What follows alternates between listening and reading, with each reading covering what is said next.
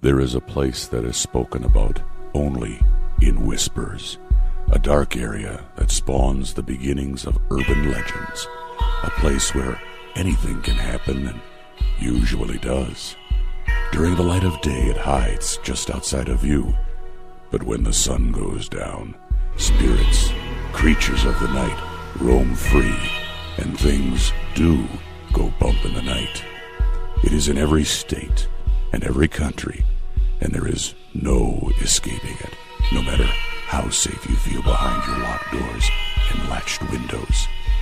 So we invite you to turn down the lights and turn up your radio while we join Dave Schrader and Tim Dennis, your hosts, on a journey into the darkness on the edge of town. Well, good evening, and thank you very much for joining us back here in the darkness on the edge of town. It's been a couple of weeks since we've been here live with you.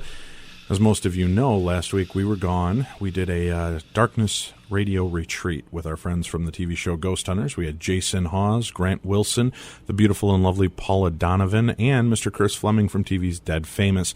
Along with me, my co-host Tim Dennis. Good evening, Tim. Good evening, Dave. We got back from the trip, had a great time out there. For any of you that missed it, we are looking at setting up another Stanley Resort retreat, paranormal retreat, that we're going to be looking at doing about in March. So if you're interested, keep checking out our website at darknessradio.com. We had a great time out there. Everybody seemed to get some really neat, exciting experiences, personal experiences, people being touched by ghosts, seeing things move on their own. A couple of the rooms we investigated, Tim, Colleen and Joe's room, they actually had their dresser would move itself 3 to 4 inches away from the wall, I guess, when they would leave the room. Other people's windows would open up automatically when they'd leave the room. They'd come back and the windows would be open. They'd shut them and leave the room, and they'd go back up again. So kind of a strange deal. I know my son was in on one of the investigations with Chris Fleming when they were in Joe and Colleen's room, and they were trying to provoke the spirit, and it threw a pen across the room, hit the ceiling, hit the wall, and then dropped to the floor. People heard children running up and down the halls. There were no children on the trip.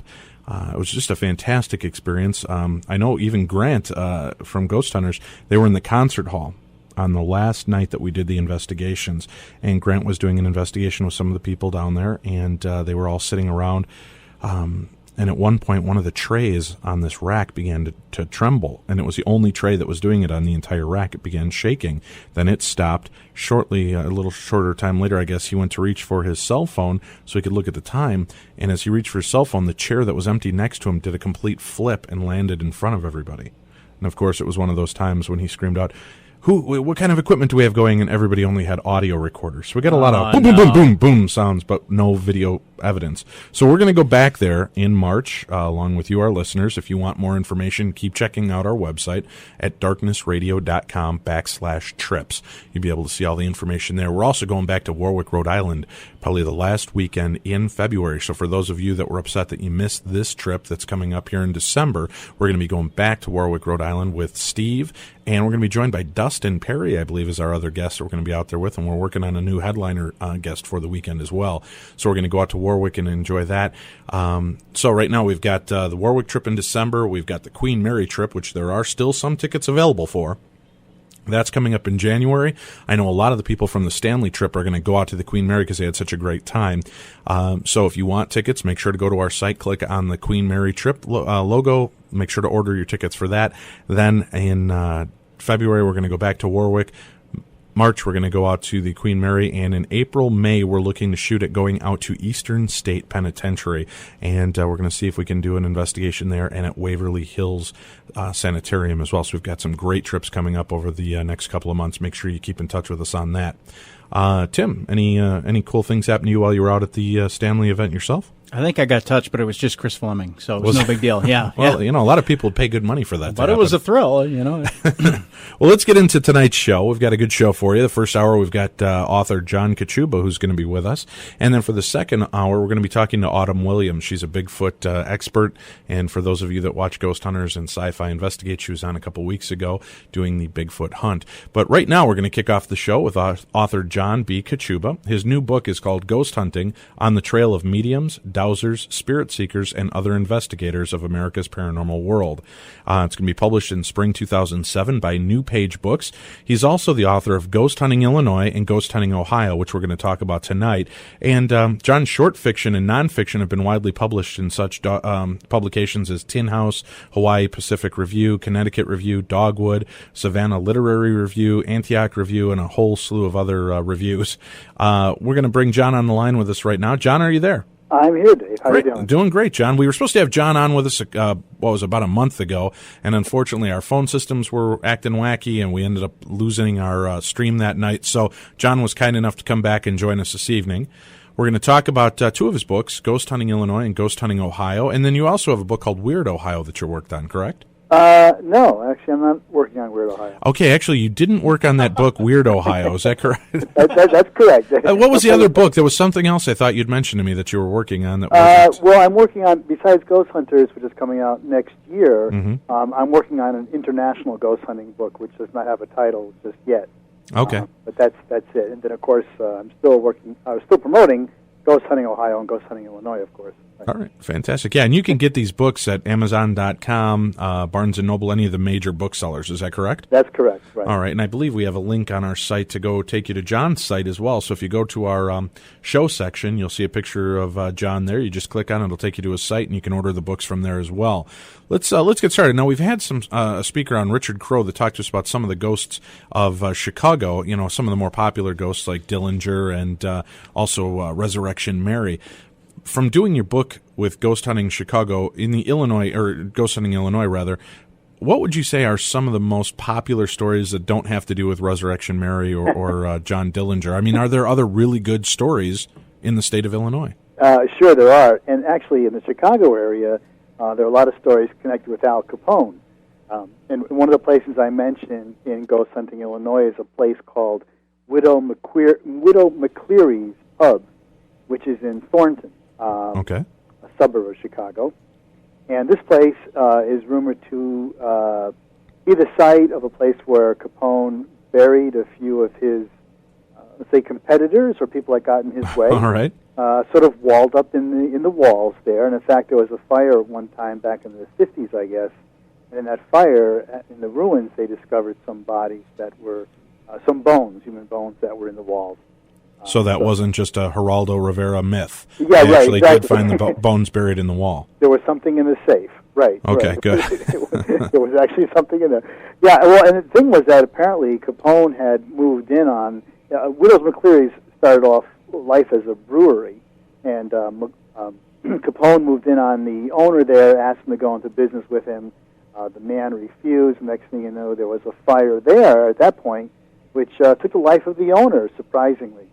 And Capone actually managed to get the business, take it over. Another big surprise, right? Right. But so these things are going on with these burials of some people that were competitors to him and everything else. But the ghost that's supposed to be there is actually, they don't think it's any of Capone's victims as much as it may have been the widow McCleary herself and her daughter. And the widow was the widow of the previous owner. They have a bar on the ground floor, and upstairs is kind of a little pool hall, a little pool room, and the cue ball, you can put it on the floor, and the little ghost there will play with it. Now, have you actually seen this occur? Yeah, I have. This is the amazing thing. Sure. I went up there with one of the bartenders, and she said, "Well, I'll show you what happens." And she took the cue ball, and she just put it down on the floor. Now, the floor, given is an old floor. There's some warps in it, and you can see how it slopes. So she took another ball and just kind of made a straight line following the path of the floor, and I can see, okay, fine, it slopes that way. But what this ball did is it started going down that slope, and then it stopped. I mean, it just stopped and made a 90-degree turn and started coming my direction. Wow. It stopped right at my feet, probably like 4 inches away from my shoe, and just started doing like little circles, like in front of me, like, come on, play with me. Did you get video footage of this as well, John? No, like you said earlier. Sure. Before. Yeah, sure. No camera going at the time, right? Right. So I'm standing here with the bartender, and we're watching this thing happen, and she said, "Oh, this happens all the time." She said she thinks it's the daughter that wants to play, And there's a particular bartender who wasn't on that day, but she can go up there and literally just sort of call and say, "Hey, come on, let's play," and the ball do these kinds of things. And so it's just amazing, I mean, because it was making movements and gyrations that it just shouldn't have done, even with a warped floor.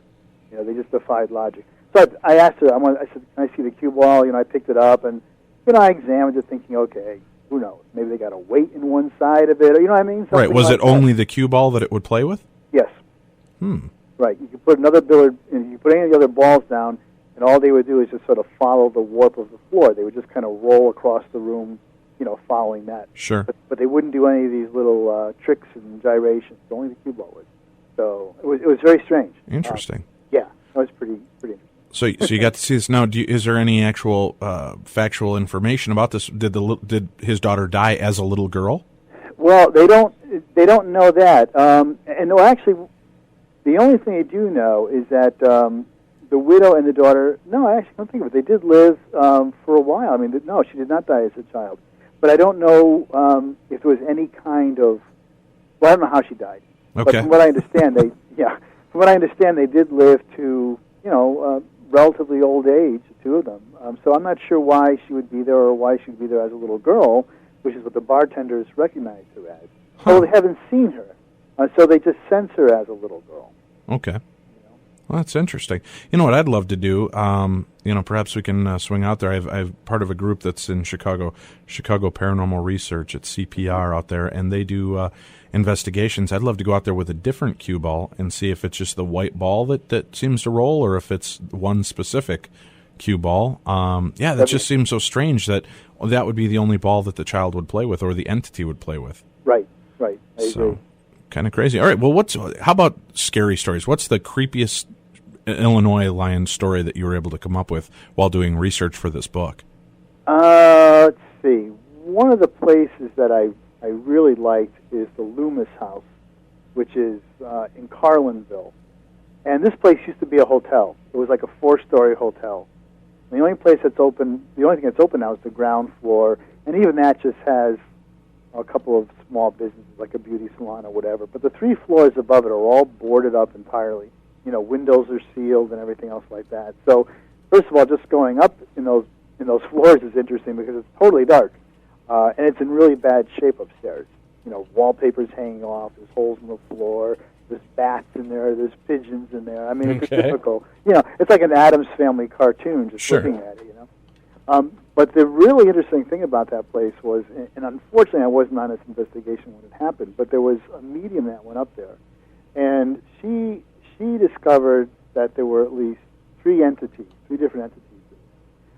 One of them was a woman who she discovered like on the 4th floor, and I was up there in the dark in the room at the time, but I was only with the owner of the place, and we didn't have a medium with us, and I do not claim to be any kind of a psychic or sensitive in that regard.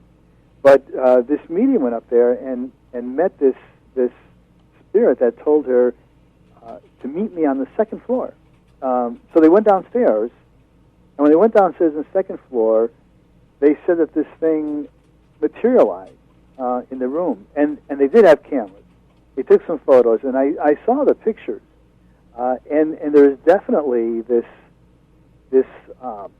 sort of human form that's standing, you know, right in the room. And this is kind of a room that has a little more light in it, and there it is. I mean, it was pretty interesting. But they discovered that thing. They also said that there was the spirit of a judge there, and the medium went up there and identified the person as being maybe like in his 60s, and she described him as being kind of stout and having a beard and all this kind of stuff. But she didn't know who it was. Nobody knew who it was. And as the owners of the hotel were moving some old antique furniture around they happened to open a drawer, and in the drawer was an old newspaper from around, 1902, maybe a little bit earlier than that, maybe 1900, 1890. 1902, I think was the date. But the paper had this picture of, it was an obituary, and it had a picture of this person who had passed away, and he was a very prominent citizen and everything else. When the medium saw that, she let out a little cry because she said, that's the guy that I saw upstairs. And it apparently turned out that this hotel had been used as a brothel. at one point also, which, that's typical little business for some of the small-town hotels, And he was a very prominent citizen, and there was some talk about a mistress up there who died under mysterious circumstances. Nobody knew exactly who it was. There were some rumors that it may have been this judge. And, lo and behold, there's his picture after the medium have, identified him being up in that hallway up there, too. Wow. Room. So it was just a very, very strange place. It's the kind of place where you walk through, and like I said, I'm not as sensitive, although I think in the last year or two I've become a little more aware of things. I think what happens is the more you get into this and the more you approach it with sort of an open mind, I think that the paranormal sort of conspires to make itself known to you in some way. Right. And I think it's starting to happen because I've had some other experiences to me personally for Ghosthunters, for the new book, that make me think that maybe I'm becoming a little more aware of things. So I just had these very, very strange feelings in the place, but it's a place where I'd really like to do a real, solid investigation with a team. Well, let me ask you, John, what got you started in doing paranormal work? Well, I grew up in Connecticut, and, it was hard to grow up there and not walk 50 yards without passing some cemetery from, 1600 or 1700. And so I sort of grew up with all these tales and everything else like that. But, to be honest, for many years, I just had sort of a passing interest in it until a couple of years ago when an editor approached me and asked me if I'd be interested in writing about these ghosts for MS Books, who brought out Ghost Hunting Ohio and Ghost Hunting Illinois. And I said to them, well, I'm not an expert in this field, but I'm interested in it. And they thought the approach would be great to go in as just sort of the average kind of guy and say, I'm not trying to debunk anything. I'm not trying to prove anything. I'm just going in. I want to see what you have, hear your stories, and write about it. But what's happened since I started that was back in 2003, I guess. I've just really become more and more interested in it. I'm just getting deeper and deeper into this stuff as I've been doing each book. And now I've got, a network of people that call me with new events and email me, and so it's just gotten deeper and deeper. So when you do these books, you go out to these actual places yourself and check them out to check the story and the validity of them at all? I know you're not there to debunk them, but do you go to each location in hopes of having an experience yourself?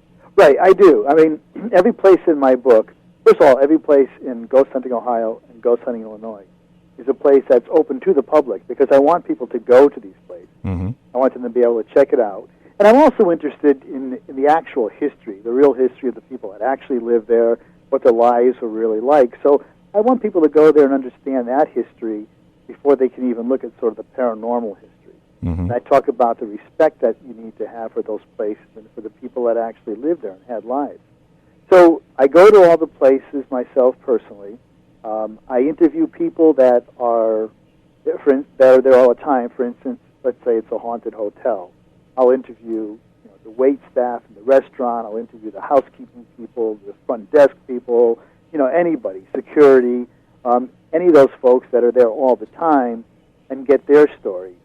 And I try to get as much corroboration as I can, which isn't necessarily an easy thing to do, but I try to get that if I can do that. And then I also record anything that happens to myself. And my method for these two books has been much different than, say, what you see on television. I don't go in with a bunch of electronic equipment simply because I don't have it, for one thing. Right. It's very expensive, as you know, to have all that stuff. But I also look at it a little bit differently. I like to approach it more from the point of view of a medium. I do a lot of meditation and a lot of mind work as it is. So when I go to a place, what I do is I talk to people, get their stories, and then I try to just get away, if I can, by myself, someplace on that location, someplace where I can just sort of be quiet and just sort of sit and just open my mind and just let whatever's there maybe contact me. It's sort of meditative in a way. Sure. So I do that, and I also use dowsing rods. That's sort of part of my methodology, too. All right. Well, I'll tell you what, John, we're going to take a quick break. We'll come back with more with John Kachuba. We're talking about his two books, Ghost Hunting Illinois and Ghost Hunting Ohio. You're listening to Darkness on the Edge of Town radio show. We'll be back right after this. Once you have seen Dave and Tim in the light, you'll understand why we must return to the darkness on the edge of town. Stay tuned. There is more to come. Once you have seen Dave and Tim in the light, you'll understand why we must return to the darkness on the edge of town. Stay tuned. There is more to come. For 58 years, Fate has consistently supplied its loyal readership with a broad array of true reports of the strange and unknown. Fate is a factual magazine containing articles by experts in all walks of life, and by others just like you who have something dynamic, significant, and truthful to say. Keep up with the latest on angels and miracles, psychic phenomena, ghosts, UFOs, archaeological hotspots, alternative science, and much, much more.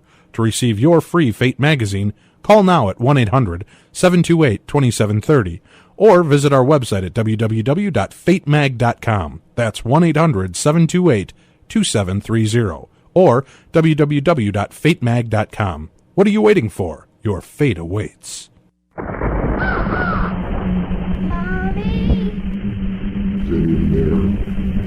Leave me alone! Do you have ghosts? Do you have dreams? Do you have an interest in the unknown? You want to know more about the paranormal? Come and join us in Investigators, the 24/7 online paranormal chat. Visit us today at infinityparanormal.com and tell us what's been keeping you up in the dark. If you read Taps Paramag every month, you'll be able to tell the difference between the absurd Could not go to work because Bigfoot stole my car. and a creepy. Taps Paramag takes you where few would ever go on purpose. From exclusive interviews with the cast of The Ghosthunters to the latest trends in technology in the field of the paranormal. To join our journey, order at tapsparamag.com.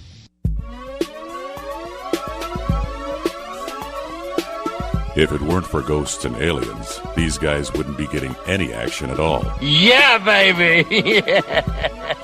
I threw up in my mouth a little bit. Welcome back to the darkness on the edge of town with Dave Schrader and Tim Dennis. Good evening. Welcome back to the Darkness on the Edge of Town Paranormal Radio Show. Our guest this evening is John Kachuba. He's the author of Ghost Hunting Ohio and the forthcoming Ghost Hunter book. His stories and articles have appeared in numerous magazines, newspapers, and journals. He lives in Athens, Ohio, and he's widely considered one of the most haunted places. Well, he's not considered it, but Athens, Ohio, I guess, is considered one of the most haunted places in the world. Why is that? Well, first of all, yeah, it's not me that's considered. Well, but if you're going and seeing all these things, it might be you. Well, you know, the British Psychical Research Society, many years ago, talked about Athens as being one of the most haunted places in the world. And part of that seems to have to do with ley lines. And apparently, a lot of sort of the ley lines that have been plotted out tend to cross over or converge in the Athens area. And so a lot of people think that there's a lot of energy here, that there might be some kind of an energy vortex, actually, in Athens. And there might be something to that. The Native Americans that used to be through this area, the more contemporary ones, the Shawnee, used to consider this place to be kind of a holy site. They would never camp here or anything, but they would use it sort of as religious areas, like Vision Quest area and that kind of thing. And in the 19th century, mid-19th century, when the spiritualist movement was at its height in America, one of the most influential centers was located here on a hillside called Mount Nebo here in Athens. And it was run by the Coons family. And this place achieved international recognition. People throughout the world were aware of it and were coming here to have seances and witness instruments, musical instruments floating around in the air, and automatic writing, and all those kinds of things that the spiritualists were doing was happening right here. So there must be something, and there's a lot of haunted locations here today. A lot of cemeteries that are haunted. Part of the university, Ohio University, is haunted. So you've got a history here. Well, let me ask you, we'll go back to Illinois real quick, and then we'll talk a little bit about Ohio in a bit. One of the other places I find intriguing that's in your book is Harpo Studios, home to right. Oprah Winfrey Show. Now, did you actually get to go to Harpo Studios? I heard she's very, that's very hush-hush, and they don't like to talk about it there. That's right. And so no. We did not get a chance to actually talk to her or anything about that. What I did is I drew most of that information from Dale Kaczmarek, who you probably know is a ghost hunter from the Chicago area, sure. Pretty well known. And so we sort of traded stories on that, and I did some other research from other sources. But what that's based on is the fact that there was a steamship that rolled over right in the Chicago River called the Eastwind, and 800 plus people died. This was, I don't have the year exactly in front of me, 1920-something. And the bodies were fixed the Eastland, that was like in 1915, wasn't it? Yeah, something like that. Yeah, 1915, capsized, yeah. Right, just rolled over on its side, and there were like 800 fatalities. And these people were, the bodies were recovered, and they were brought to what was then the National Guard Armory, and what is now Harpo Studios, the same building. So these bodies were laid out there until family next of kin reclaimed them. And the story is that people there have heard and seen figures walking through there and dressed in sort of that period clothing, early 1900s. People that certainly don't belong in the sure. Oprah studio. And there's also, and this is only a rumor, and I reported it as a rumor because I have never been able to get a hold of it, but supposedly there's a security tape that was run in the building that shows a woman in gray kind of wearing a big sort of hat and long dress, typical of that age, just sort of floating down the hall there. So, it's hard, but you're right. I mean, Oprah is not talking about this, and I put in many calls to the folks at Harpo's, and did not get any kind of a decent reply that I could. Well, I would guess with the deal she made with the devil to become as famous as she is, she might want to keep it on the down low. Well, yeah, okay. Was there any videotape of Oprah drinking goat's blood and walking naked through the aisles as well? I don't know. Oh, yeah, there's that. Yeah. Oh, excellent. Good. It was disguised as a beauty makeover. Yes. Oh, child. I can't believe he said that to you. That's what you're going to be hearing in the hallways. All right, let's talk about, too. Now, Abraham Lincoln's tomb. Now, Lincoln was kind of interesting anyway, wasn't it, when they exhumed him X amount of years after his death, that the only thing that had been affected was a little bit of mold on his tie? Yeah, that's right. And his body was, as you probably know, was dug up and moved around many times. Mm-hmm. But I guess the casket was opened, I think, twice after his death. Both times his son, Robert, was there. And a group of sort of, I don't know how to say, kind of an honor guard. These were some friends of Lincoln's who sort of also maintained the body for many years with his son, and they just kept sort of an eye on it. But, yeah, at least the first time they opened it, which was probably, I'm trying to think, assassination was 1865. It was several years later. There was very little mold. But I think the second time they said there was a little more decay. Right, but the body, I thought the body was actually maintained really well for back then, and it wasn't decaying. It was just the clothes around him that they found problems with, right?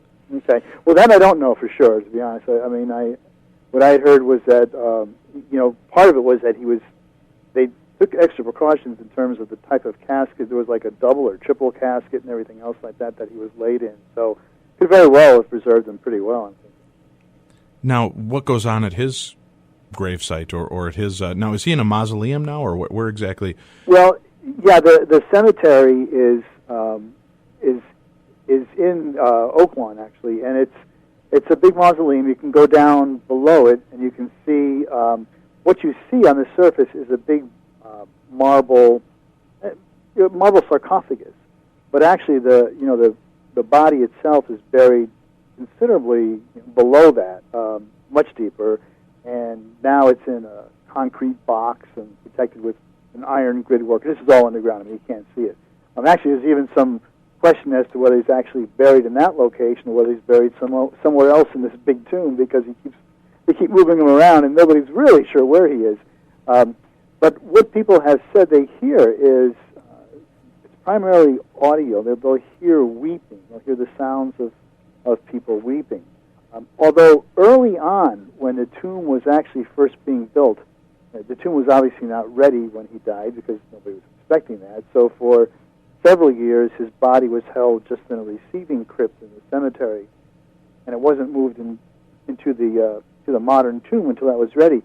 But as the tomb was being constructed, and this is immediately after his death, people said there was witnesses at the time that said they saw his figure, walking around in that area.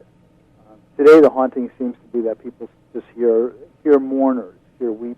Well, what's interesting with that is there's a lot of speculation in the world of ghost hunting that stone like marble and can actually retain a recording, if you will.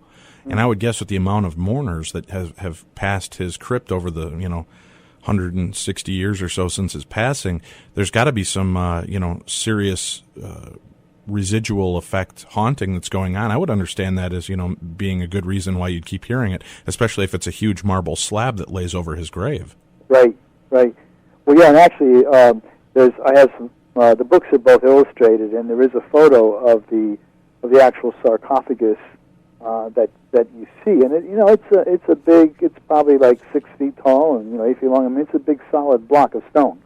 So you're right. If there is some residual effects or hauntings, held by that stone, there's plenty of it to be there. Well, what's interesting is that he seems to be haunting the White House as well. Isn't that one of the biggest stories of the White House is that Lincoln walks around? Right, the White House, and I always wonder about that because I wonder how that can be, unless again we're talking about residual hauntings, which are just impressions. Then you can say, well, I can understand how a ghost can be in different places at once. There's even some speculation about the Lincoln Homestead, which is also in Springfield. Sure. The cemetery's outside. At his gravesite, it's just a sound of weeping, right. And from what I've been told, female weeping is what it usually comes out like. Right. So he may not even be there near his body. I mean, why would you want to hang out by your dead, rotting body, right? Well, you probably right. want to hang out in the White House or where people come to see you and pay respect. If you believe that people are truly staying here after life, and it's not just a residual haunting. I know this is off topic because you didn't write the book about the White House, but who was it? There was a celebrity or two that actually had contact with Lincoln when they slept in the bedroom, didn't they? Right. I cannot remember her name, but she was Queen of the Netherlands. Okay.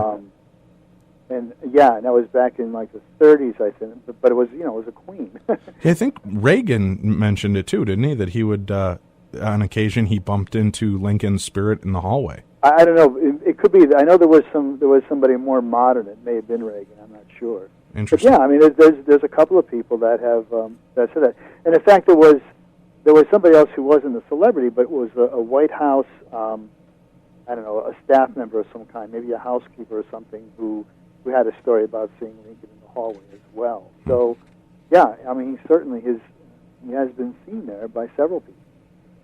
Well, with real quickly, too, we'll mention one more. How about the one out in Alton, since that's near Troy Taylor, the Mineral Springs Hotel? What can you tell us about that hotel? Oh, this is interesting. There's three. Let's see. Are there three? Yeah, there's three different entities that people think are there. One is what they call the Jasmine Lady, who was a woman again around 1890s or so, who apparently was coming to the hotel to have a little extracurricular activity with a guy who was not her husband. Were they playing pinochle? I think it was pinochle. Okay, awesome. It could have been badminton. No, I think it was probably just pinochle. Okay. Yeah. And her husband found out and apparently confronted her actually up in one of the rooms, and I guess, and she ran. He caught her at the head of the stairs on the second floor and just managed to give her a shove, and she fell down the flight of stairs and broke her neck and died there at the foot of the stairs. Mm. And what they say is that you'll have this scent of jasmine. You can actually detect that scent. And I did. I was there with. There's a fellow in the hotel there who actually does some tours. They have a ghost tour in there, and you could definitely smell that jasmine right there. Now, did you do any research on that? Did you find out if there really was a death that happened there, or did they have newspaper articles, or is it just a story of a story of a story? Again, it's sort of a story of a story of a story. Okay. It's hard to tell. There was a story about a girl who drowned in a swimming pool. They used to have a swimming pool in the basement of this hotel. One of the first hotels to actually have an indoor pool. It actually what happened as they were building the hotel, digging the foundation, they actually struck a spring, a mineral spring.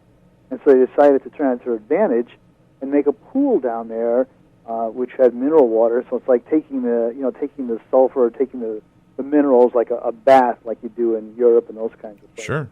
So that became their selling point. And there was a girl who apparently drowned in that pool, a little girl, and her spirit, according to people that are still there, is still in the hotel. They call her Cassandra. Not sure why, but one of the person that does the tours down there decided to test something and see if Cassandra was really down there. What he did was he took a page from a coloring book and he took crayon. And unknown to anybody else, he went down to this basement. This basement is just totally decrepit now. It's a mess. Okay. The pool, of course, is drained. Mm-hmm. But he took these things and he hid them in two different areas down in the pool, unknown to anybody else. And he checked them, came back a couple days later and checked them. And the coloring page, the page had been colored in. And it was just kind of scribbled in, like a little kid would do. Sure. And so he brought those up, and he's got them in a glass case in the lobby there, so you can go into the lobby and see Cassandra's coloring, see her work. Well, boy, that's sad, don't you think? If she really is there, that she's left alone in this decrepit old basement that's with a drain pool and just falling apart. That's... Well, absolutely. I mean, and I'll tell you, one thing I've always wondered about is, and this is something I have a little personal problem, I guess, that I have, is why is it that when people discover a spirit in a place, they don't just have it move on, right? But sort of, torment it by, touring and playing with it, and, I mean, because it's good business, John. Well, yeah, it's good business. Let's face it, you wouldn't be selling books if they didn't keep the ghosts there, right? I know. But I'm okay if they move on. I still can tell my story about what used to be. I'm all right with that. Yeah, I think I made some enemies when we were out at the Stanley this last weekend because we sat in the Stephen King room, and at the end of our little investigation, I kind of did a prayer and asked that whatever's stuck there to be released and go on to wherever it needs to go on to. Uh-huh. So I'm sure the people at the Stanley are going to be calling me with some nasty words if there's nothing spooky happening in that room. But like you, I don't understand it. If there's something trapped there, and I said, if there's anything here that wants to leave, right. Help it move on, bring it to the light, bring it to the flower bed, to the strawberry fields, wherever it's supposed to go, right. and get it home. I guess if it wants to stay there, maybe a lot of these spirits might like the humans, might like still being, feeling like they're a part of life. I don't know. Right. Well, and I know people, you probably have too. I've known some mediums and other people who can see spirits and bring them to the light or whatever, and they will tell you sometimes, like, well, he just doesn't want to go. Right. He's not ready to go. He doesn't want to go. In that case, there's not much you can do. But certainly, if there is a spirit that's trapped, or however you want to refer to it, I think if we can see that spirit and contact that spirit, I think we sort of owe it to that spirit to help them out. No doubt. Well, I will tell you this, John. When I die, I won't be haunting my my house, and I won't be haunting my work or even my cemetery. You could probably find Tim and I hanging out in the Minnesota Vikings cheerleaders locker room. Oh, yeah. So, and do me a favor, don't try to send me onto the light. All right? Yeah, I'm sure you won't want to go. We'll be right back with more with John Kachuba. He's the author of Ghost Hunting Illinois and Ghost Hunting Ohio. We'll talk to him more about his Ohio haunts right after this. I am Greenblock 6, and when I am in your galaxy, I listen to Dave and Tim on the darkness on the edge of town. Do you love to travel? Do you love to explore the paranormal? Then join Dave Schrader and Tim Dennis from Darkness on the Edge of Town Paranormal Radio Show as we take our show on the road. January 14th to the 17th, we'll be going to sunny Long Beach, California to investigate one of the top 5 haunted spots in the world, the haunted Queen Mary. Joining us on our journey are the lovely ladies of TV's The Ghost Hunters, Donna LaCroix and Lisa DeWallaby. Paranormal investigator Patrick Burns from Court TV's hit new show, Haunting Evidence, and psychic-sensitive Chris Fleming from Dead Famous on the Biography Channel. Together, we'll explore the mysteries and history of this famous floating haunted playground. Joining us will be some other special guest speakers and authors. It's a great chance to meet others that are involved in the paranormal and share your interests. For more information and prices, visit our website at darknessradio.com, then click the Trips tab, then click on the Queen Mary. Remember to check back for information on upcoming trips as well. And tune in live each Sunday night to hear a new episode with Dave and Tim and their guests covering all aspects of the paranormal on the Darkness on the Edge of Town. 2006 is here, and for many of you, another year has passed without treating you and your loved ones to a much-needed getaway. Rocky Shores Resort has just what you're looking for. Join owners Jerry and Kim Pipp at their family-themed resort that offers a heated outdoor swimming pool, volleyball court, playground, spacious lodge with games and activities for the whole family and more. With 6 2- and 3-bedroom cabins that are affordable, comfortable, and fully furnished, and 12 seasonal RV sites, Rocky Shores Resorts is perfect for a private escape or for a family reunion. The resorts are located on the east shores of Bowstring Lake in the heart of the Chippewa National Forest. Here you can relax and enjoy nature in the Great North Woods, experience dozens of area attractions, and get hooked on some of the best northern perch, panfish, bass, and walleye fishing in northern Minnesota.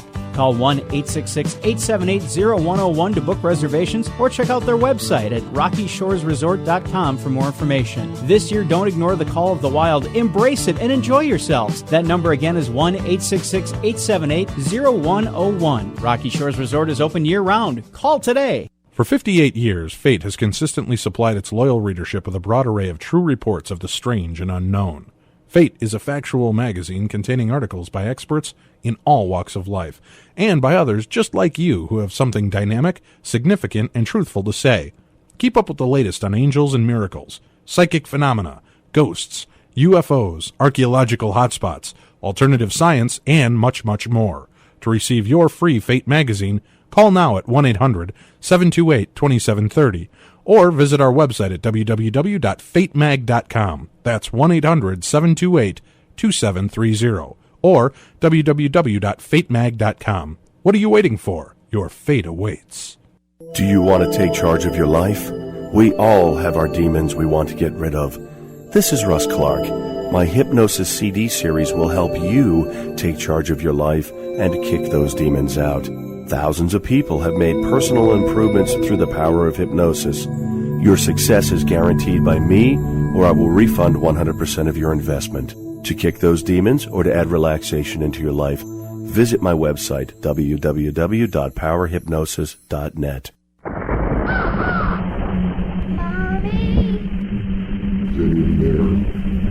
Leave me alone! Do you have ghosts? Do you have dreams? Do you have an interest in the unknown? You want to know more about the paranormal? Come and join us in Investigators, the 24/7 online paranormal chat.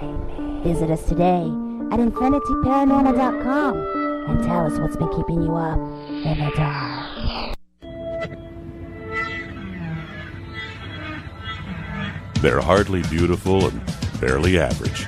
In fact, when they were both born, the doctor slapped their moms instead of them. I will slap you so hard you end up in the Ming Dynasty. Welcome back to the darkness on the edge of town with Dave Schrader and Tim Dennis. Good evening, I'm Tim Dennis, and along with me, my co-host, Dave Schrader. Howdy! We've got on the line with us this evening Mr. John Kachuba. John is an author, and he's written 2 books called Ghost Hunting Ohio and Ghost Hunting Illinois. He's working in another book called Ghost Hunter, and another one after that, it seems like. Am I right? In 2007, you hope to have the other ghost hunting book out, or? I don't think the other one will be out in 2007. Ghostunters will be out next year. The other one will probably be 2008. All right, great. Well, we'll have you back on when you get that book all set up, too. That's great. Now, let me ask you, John, doing all this, doing all the investigating that you've done, have you been afraid in any of the places that you've been so far? I can't say that I've actually been afraid. I mean, I felt in some places feelings that I don't normally have. I felt sort of anxiety, maybe even depression in some places, especially in a place in Ohio where the air just sort of got very heavy around me. This is a place in Toledo called the Collingwood Arts Center. I mentioned a little bit earlier how I think I might be tuning in a little bit more to sort of, being a little more sensitive. Sure. I certainly felt this in the basement of this place. I just was in a dark hall and just suddenly walked into a spot that I can only just say it was like walking into Jell-O or something. The air just got really heavy and really dense. And when that happened, my mood changed instantly, too. I suddenly felt very depressed, very low, for no apparent reason. It just hit me like all of a sudden. Come on, John. Jell-O makes everybody happy. And there's always room for it. You got Bill Cosby with the Jell-O, and how could you be upset with that, John? Really, I know. It still calls you a bad name. That's right. All right, so now let's talk about ghost hunting Ohio. Give me 3 of your best picks. Which are 3 places that if I go in there, I'm bound to have something weird happen? Hollywood Arts Center in Toledo, Ohio. The Hollywood Arts Center in Toledo? Hollingwood. Holling. Okay, Hollingwood. Okay. Right, place I just talked about having those feelings now for me. All right. I think another place would probably be the Majestic Theater in Chillicothe. And what happens there?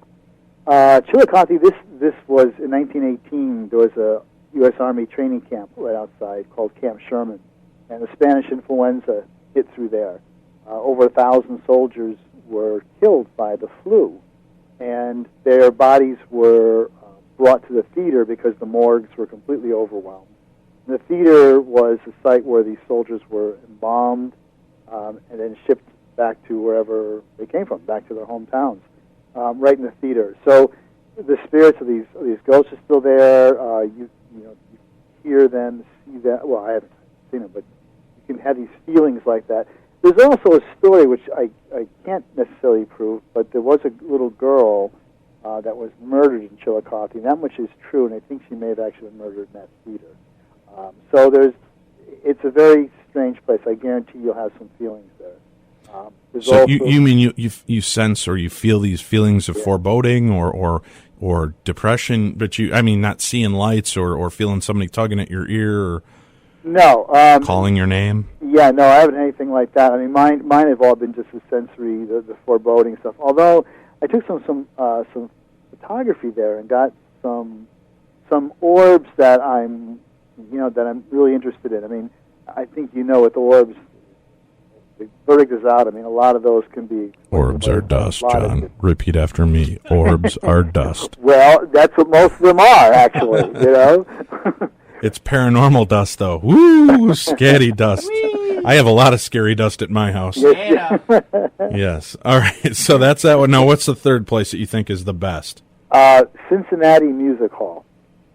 And what makes that so good? What's going on? Well, first of all, the place was built in 1870-something. It was built on the site of what used to be, first of all, an asylum, and then a pest house, which we don't have those anymore. And I can think of a lot of people like to put in one of those. A pest house? Pest house, P-E-S-T. What's a pest house? For infectious diseases, if somebody had any kind of pest, it's short for pestilence.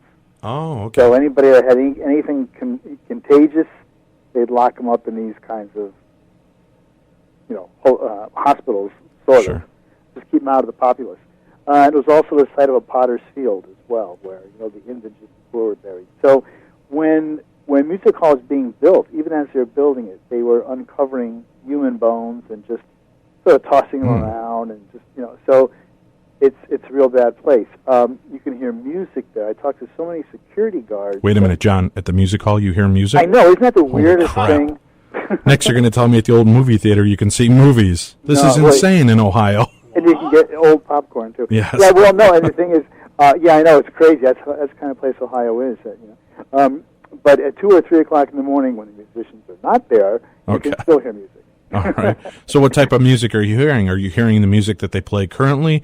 Are you hearing old rinky-dink music, honky-tonk music, kids singing? What kind of music do you hear? They've heard different things. I mean, some security guards, I talked to about 3 different ones, and some have heard what would be sort of concert kind of music, that you'd expect from a concert. Others have heard, actually one person did hear something that was like an old-time piano, like a ragtime piano, which is not something that you usually hear in music hall. So you've got these things. Plus, people have seen figures appearing either in the lobby or sometimes in the audience or sometimes even on stage during a performance. Oh, really? An opera or something. To be like an extra spear carrier, Who is that guy? He's not in the cast. So there's a lot of things that are going on now. Okay, great. Now, when you were there, did you have any personal experiences yourself? I did not have a personal experience. I spoke to the security guards that had heard some of those music, and I read the diary of one guy who actually considered it a life-altering experience for him to hear this stuff. Dear Diary, last night I was sitting in the 3rd row when suddenly ABBA's Dancing Queen went on. I couldn't figure out where it came from. What are you reading people's diaries for now, John? That doesn't seem right. It's a slow day in Ohio. I guess so. So we read people's diaries, How about cemeteries? Do you have a lot of creepy cemeteries out there that you actually feel are haunted? And why do you think ghosts hang out in their cemetery? I mean, that seems like the last place you'd want to be. Well, I mean, that's exactly sort of what I believe. A lot of cemetery stories that I hear, I don't know, I kind of disregard, because I do think that if a ghost has any kind of consciousness at all, and we don't, of course, know what they can do, to decide where they're going to be, why would it be the last place? Why would it be the place where they're stuck in a box and stuck in a hole in the ground? To your point earlier, wouldn't you want to be in a place where you are happy, like you said, Minnesota Vikings cheerleaders locker. I mean, you could be happy there. Abso-freaking-lutely. Yeah, that's never really made much sense to me. That would be the last place I think you'd find. But people are picking up creepy voices at the cemetery all the time. To me, I would think maybe that's more not so much ghosts, but I don't know, malevolent spirits or demons or whatever. Well, that's what I was going to say. About, yeah. Yeah, in my book, in Ghost Hunting Ohio, I have an afterword there that was written by Ed and Lorraine Warren. Actually, mostly by Ed Warren, obviously before he passed away. But anyway, they talk about that, and their take on cemetery spirits is the same thing. They consider them all to be demonic, and it's almost for the same reason. Who would want to hang around a cemetery other than somebody who was demonic? Right. In some way. So that is exactly their take on it, and I know other people feel the same way, that what you're getting in a cemetery might be something else. It might not just be sort of your garden variety ghost. So I don't know. Having said that, there are cemeteries right here in the Athens area that are rumored to be haunted, but I've been in them. I haven't experienced anything, but I don't know. Through all of your experiences, have you seen an apparition yourself? Seen an apparition? Mm-hmm. No. I've heard things, and I've captured things on film, and I've gotten some EVPs, but having seen an apparition. Okay, nothing for you though, right? Okay. Well, tell us a little bit. Give us a little bit of an update so we know, what is Ghost Hunter about. What is that book going to be covering? Well, Ghost Hunter goes national as compared to Ghost Hunting Ohio and Ghost Hunting Illinois, which were state books. Ghost Hunter is national, and in that book, I investigate places in different parts of the country. And in that book, I've worked with some other teams. For instance, in North Carolina, I worked with Josh Warren and his Lemur team. We did an investigation in a home in Asheville, North Carolina. Up in Connecticut, I worked with Dave Considine and Phantasm. We did a coffee shop investigation. So I did a little bit more of sort of more the traditional or more formal or more thorough type of investigation, I guess I can say. More of a scientific investigation instead of just walking in and collecting stories. Right. All right. How about for this book? Did you find more paranormal activity going on when they were doing the scientific research? Did you feel that it was being validated more, or were more of the findings to be dust or sound from somebody down the hall or things like that? Well, I think the attempt certainly to validate it, more is there, because all the equipment helps you to get that. In the investigations that we did, one of them we got something on a video cam. We got some moving light on a video cam that we can't explain. But it's about all I can say is we can't explain it. On another one, we got an EVP that was analyzed, and it does sound like human voices. The other ones, nothing really panned out, like the one in North Carolina that we did. Josh and his team have been investigating that house many times. They've been there several times. And the night that we were there, we didn't pick up anything. But now, is it completed already, or is it a work in progress? It's finished. It's at the publisher. It just won't be out until early next year. All right. So it's done. And in addition to the investigations, it also has profiles with different people. For instance, there's a chapter interviewing Marianne Winkowski. Oh, sure. Yeah, Marianne's a friend of our show. We've had her on a couple times. Okay, she's a great lady. Oh, yeah. So there's a chapter with her. There's a chapter with the Warrens. And so there's, chapters like that.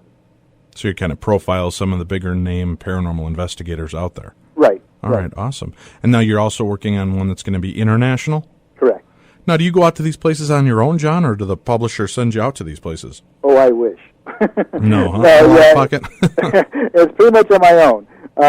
So for the international one, we'll see how that goes. I'm trying to shake a little money for that because that's going to be hard to do. Yeah. Well, you're invited, John, at any time with our events that we do.